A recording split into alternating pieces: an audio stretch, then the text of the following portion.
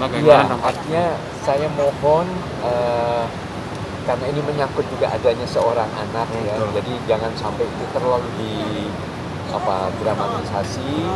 Artinya ini toh sang ibu sudah meminta maaf, sudah juga menjalani proses hukum ya, dan kalau sampai dipidana pun itu bagian dari upaya untuk bertanggung jawab atas perilaku beliau. Nah, kita memikirkan juga anak yang terkait dengan masalah itu, sehingga jangan sampai nanti setelah mulai makin besar bertemu dengan teman-temannya lalu dijadikan bahan hujatan atau bullying ya, bahwa seolah kamu kan dulu ibunya gini-gini dan sebagainya. Jadi ya, kalau ini tidak mendapatkan treatment psikologis baik dari keluarga maupun oleh profesional, memang bisa berdampak negatif ya, akhirnya tidak percaya diri, kemudian ya menimbulkan sikap-sikap negatif terhadap orang tuanya dan seterusnya. Jadi mohon sementara ini adik G ini, adik G ya, itu dipisahkan dari media sosial dulu.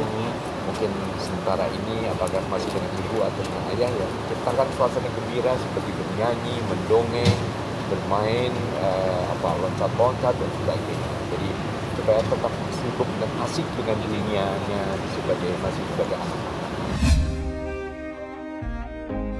Kalau kemudian nanti sang bunda harus berada di lembaga pemasyarakatan, maka sementara kalau bisa dialihkan kepada sang ayah. Dan saya kira komunikasi dari kedua beliau juga cukup baik, sehingga saya kira juga bisa bekerja sama dengan baik. Yang penting jangan ada kesan adanya perebutan asuh untuk sang putri. Ya, saya saat ini juga menangani banyak kasus yang mungkin tidak terekspos ya. Artinya kalau memang di sana dibutuhkan tentu dengan senang hati kita lakukan.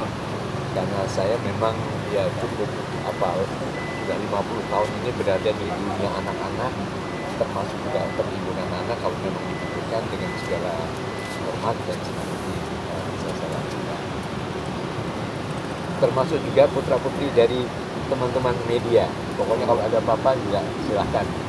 Nggak usah, jadi bukan hanya tokoh atau selebriti, apapun juga saya banyak melakukan. Ya. Sebetulnya itu bukan parkur, itu saya iseng aja main-main, ngecek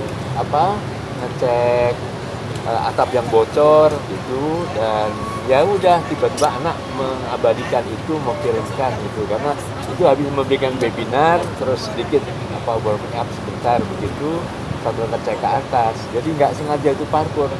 Kalau parkur saya masih harus latihan bener-bener, kalau itu setelah itu baru saya melihat parkur itu begini gitu. Jadi masih saya harus loncat dari satu gedung ke gedung lain, harus dilatih kalau itu.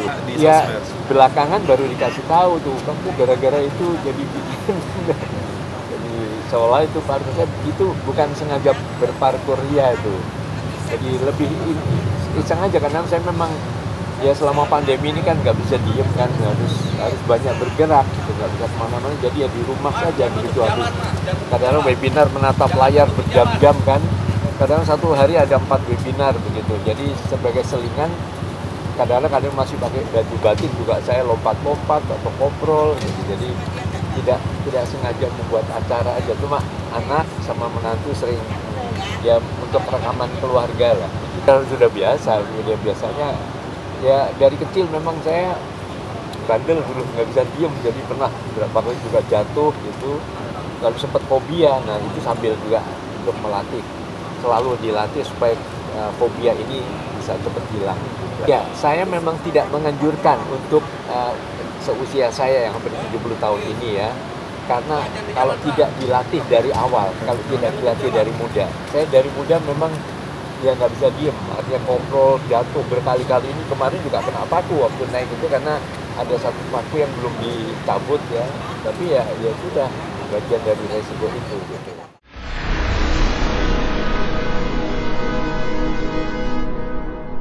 Jadi jangan lupa untuk subscribe Cumi Cumi. Ditekan ya tombol lonceng merahnya.